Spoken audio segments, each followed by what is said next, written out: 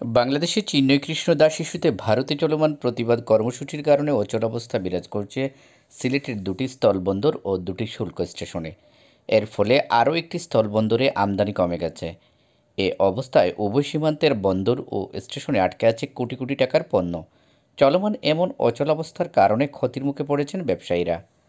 বন্ধ থাকা স্থলবন্দরের মধ্যে রয়েছে সিলেটের তামাবিল ও শেওলা স্থলবন্দর এবং শুল্ক স্টেশনের মধ্যে রয়েছে সিলেটের জকিগঞ্জ ও মৌলভীবাজারের কুলাউড়ার চাতলাপুর শুল্ক স্টেশন।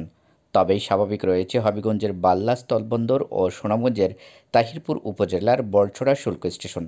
এছাড়া সিলেটের বুলাগঞ্জ স্থলবন্দর স্বাভাবিক থাকলেও পাথর আমদানি কমে গেছে বলে জানিয়েছেন ব্যবসায়ীরা। সিলেটের প্রধান স্থলবন্দর তামাবিল দিয়ে পাথর ও কয়লাসহ মাঝে মধ্যে ফলমূল আমদানি রপ্তানি করেন সিলেটের ব্যবসায়ীরা। তামাবিল স্থলবন্দরের সহকারী পরিচালক মুস্তাফির রহমান জানিয়েছেন, আমদানি রপ্তানি বন্ধ থাকায় বন্দরে এখন কোনো কার্যক্রম নেই। আন্দোলনের আগে থেকে বন্দর দিয়ে আমদানি রপ্তানি বন্ধ রয়েছে বলে জানান তিনি।